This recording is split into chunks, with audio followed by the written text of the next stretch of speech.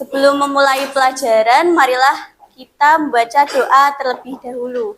Si keagamaannya siapa? Dipimpin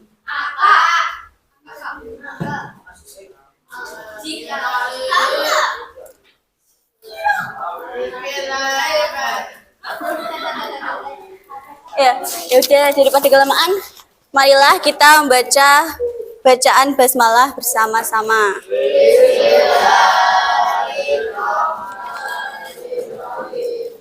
Sebelum masuk ke materi, ini ngerjain dulu, ini soalnya gampang-gampang kok. Boleh? Enggak boleh. Nah, ke belakang. Kerjakan sendiri-sendiri ya.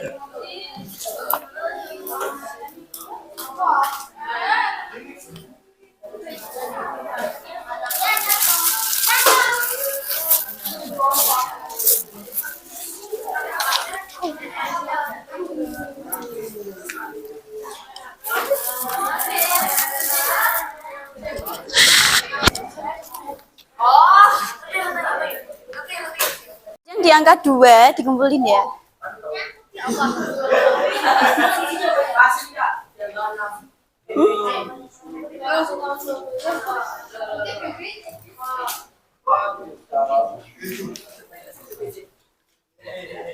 Manusia bersifat subjektif dan tidak akurat sebagai alat ukur suhu.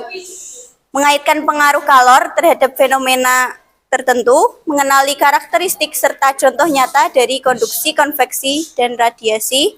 Lalu yang terakhir, membedakan fungsi bahan konduktor dan isolator untuk menyelesaikan masalah di kehidupan sehari-hari. Ini kira-kira di hari ini suhunya itu panas nggak? Panas, dingin.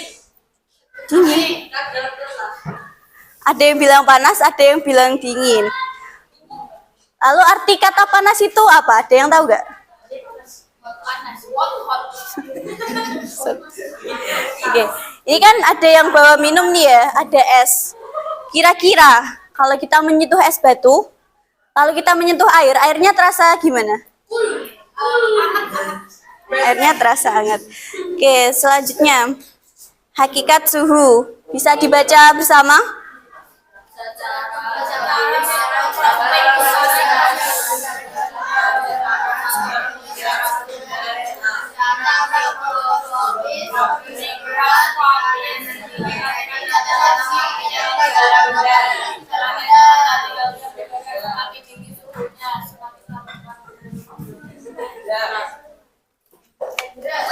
Oke, ada yang tahu energi kinetik itu apa? Pindah karena adanya perbedaan suhu. Jadi, bedanya suhu sama kalor itu apa?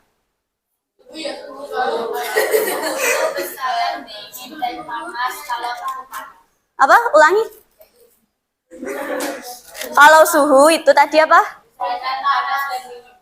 Kalau kalor? Iya.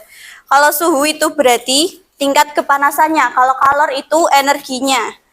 Yang secara alami mengalir dari benda bersuhu tinggi ke benda bersuhu rendah.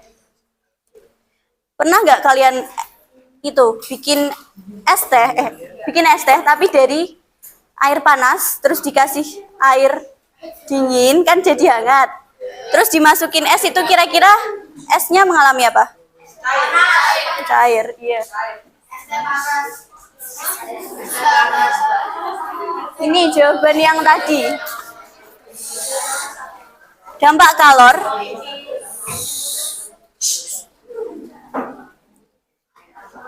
kalor itu ada 3 ya.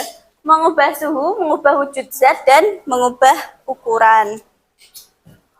Contohnya tadi, kalau mengubah suhu itu air yang dimasuki oleh es batu. Mengubah wujud zat itu juga bisa dicontohkan sebagai ini, energi kalor yang digunakan untuk perubahan wujud menjadi uap dan tidak menaikkan suhu. Mengubah wujud zat ini contohnya tadi, es batu itu kan bentuknya apa? Ya, padat. Lalu kalau dimasukkan ke air, bentuknya berubah menjadi air. Ada juga yang terakhir ada mengubah ukuran atau pemuaian. Ini kayak di soal tadi ya. Contohnya rel kereta api. Selanjutnya ini.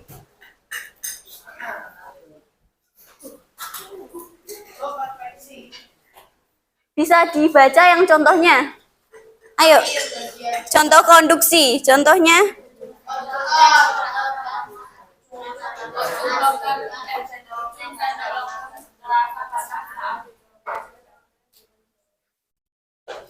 Konduktor itu apa?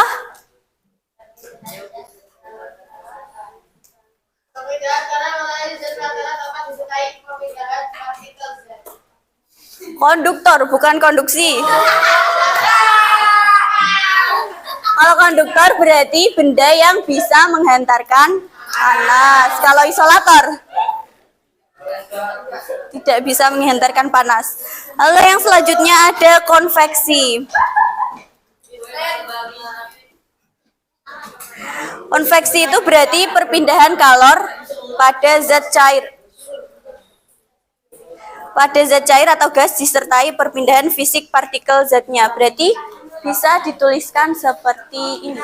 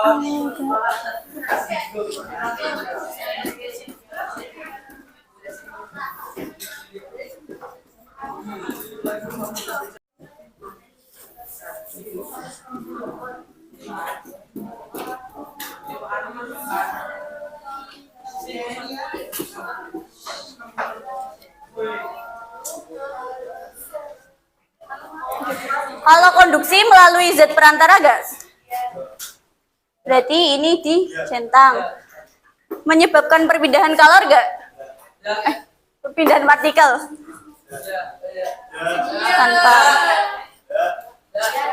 Tanpa. Contohnya apa?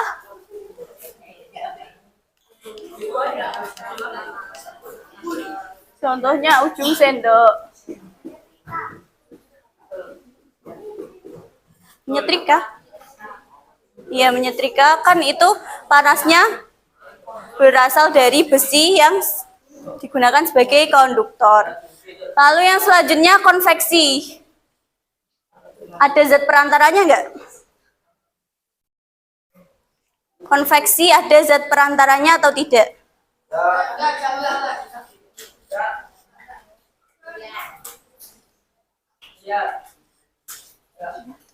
Iya.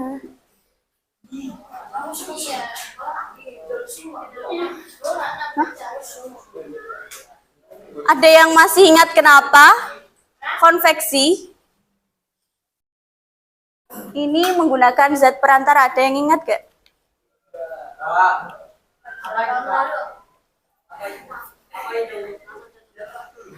Ini kan ada contohnya.